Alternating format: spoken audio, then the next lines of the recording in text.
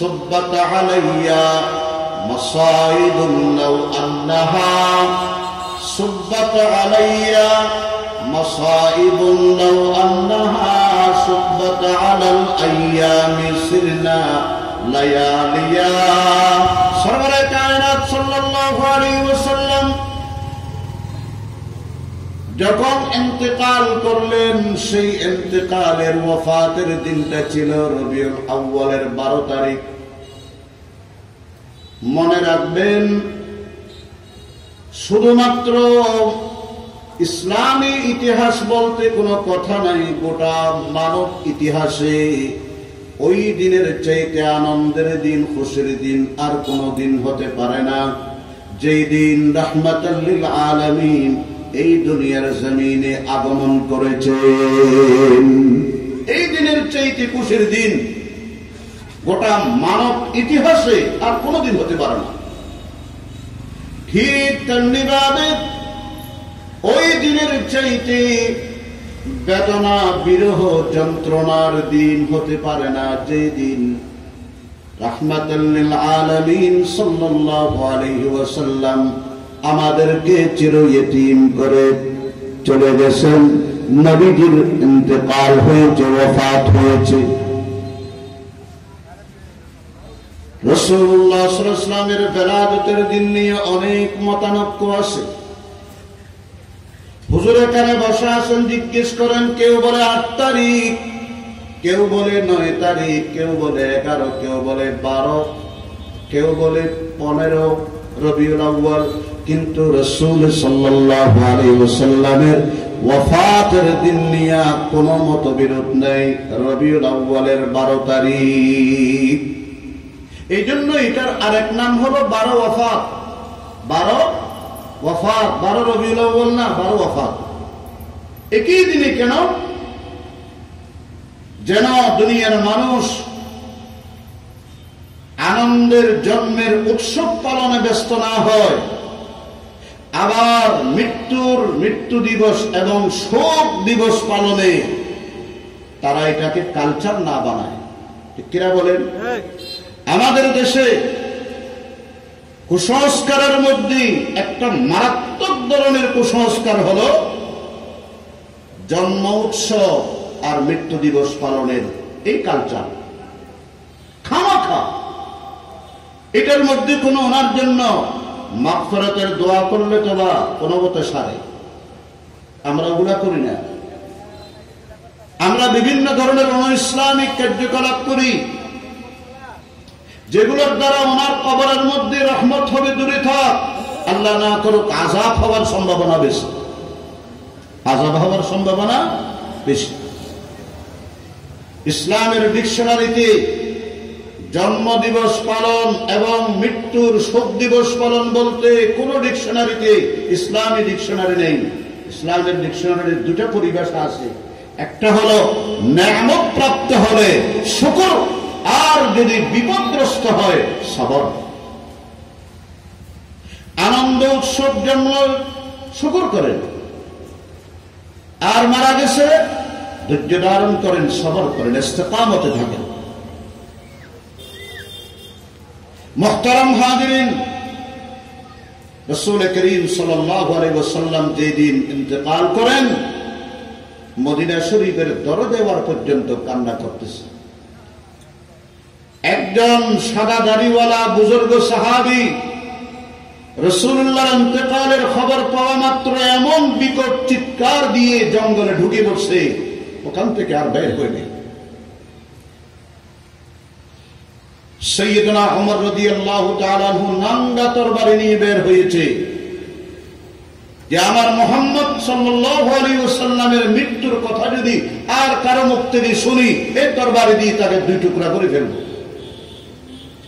হযরত সাইয়েদনা আলী রাদিয়াল্লাহু তাআলা আনহু নবীজির চেহারা মুবারক থেকে চাদর হটাইয়া কপালে চুমু খেয়ে বলতেছেন, ও কামলিওয়ালা রাসূল, আপনি যদি এইরকম ভাবে কান্না করা নিষেধ না করতেন, আজকে আমি আমার এত বেশি চোখের পানি অশ্রু ঝরাতাম, আমার চোখের পানি দিয়ে আপনাকে গোসল দিতাম। একজন সাহাবী তিনি হাল চাষ করতেছিলেন, একজন এসে বলে, বাবা হাল চালাইতেছ, কামলিওয়ালা রাসূল তো নাই, তিনি তো আমাদেরকে বিদায় করে চলে গেছে। সাথে সাথে তিনি হালটা রাইখা ওই দা কোদাল রাখি আল্লাহর কাছে দোয়া করতেছে, আল্লাহুম্মা যহাব বাসারি হাত্তা লা আরা বা'দা হাবিবি আহাদা। আল্লাহ, যেই চোখে তোমার মাহবুব রাসূলকে দেখতাম উনি যখন নাই, আমার চোখেরও দরকার নেই। আল্লাহ তুমি আমার চোখের জ্যোতি নিয়ে যাও। আল্লাহু আকবার বলেন। রাসূলুল্লাহ সাল্লাল্লাহু আলাইহি ওয়াসাল্লামের ওয়াফাতের দিন সাহাবায়ে কেরামের মধ্যে কি অবস্থা! হযরতে হাসনাইন করিমাইন হাসান হুসাইন তাদের আহজারিতে আকাশ বাতাস বাড়ি হয়ে গেছে। হযরত সাইয়্যিদাতু নিসাই আহলিল জান্নাহ ফাতিমা তিনি তো এক পর্যায়ে বললেন, সুব্বাত আলাইয়া মাসাইবুল লাউ আন্নাহা সুব্বাত আলাইয়া মাসাইবুল লাউ আন্নাহা সুব্বাত আলাল আইয়ামি সিরনা লায়ালিয়া।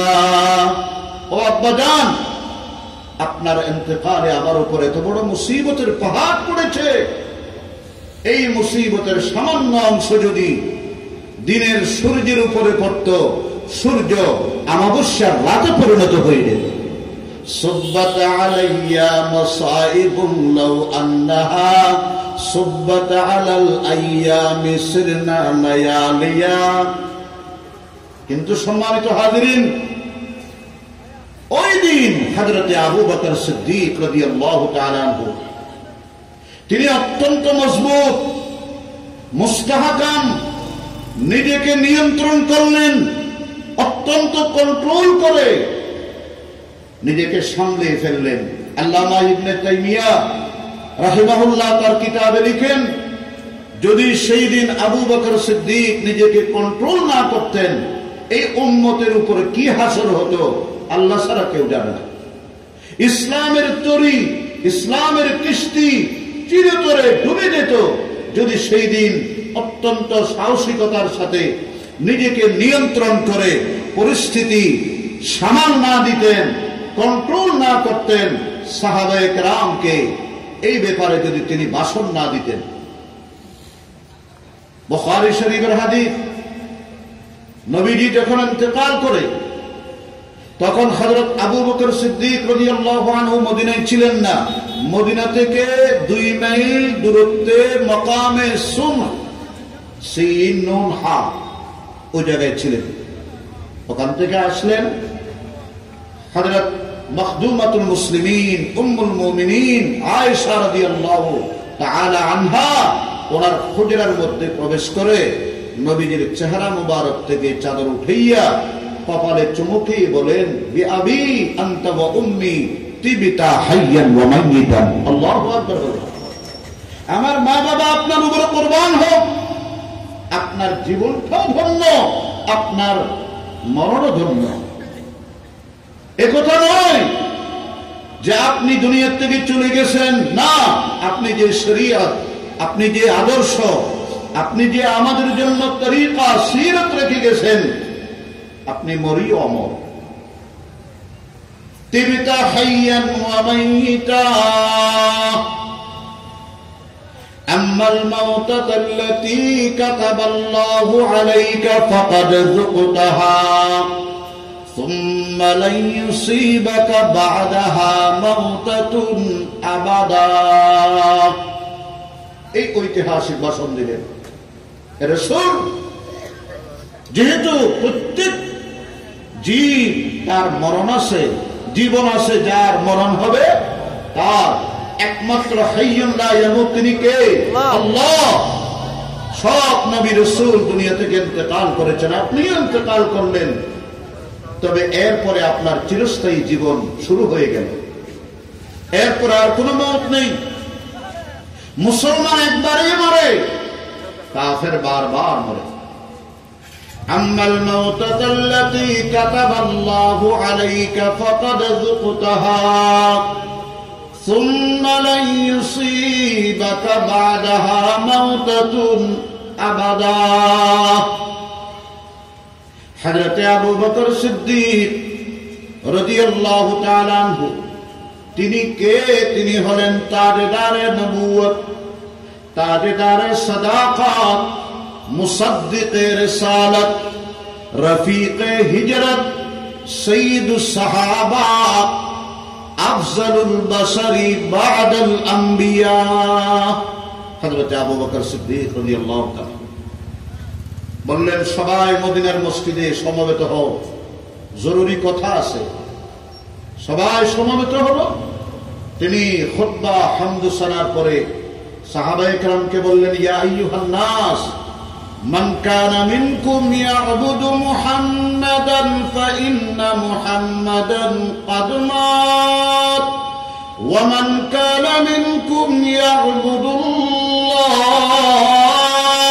ফাইন্নাল্লাহা হাইয়্যুন লা ইয়ামুত। আল্লাহু আকবার। বড় করে বলুন আল্লাহু আকবার। এতদিন যদি তোমরা মুহাম্মদ সাল্লাল্লাহু আলাইহি ওয়াসাল্লামের ইবাদত করেছো, তাহলে তোমাদের রাসূলও শেষ, তোমাদের ইবাদতও শেষ।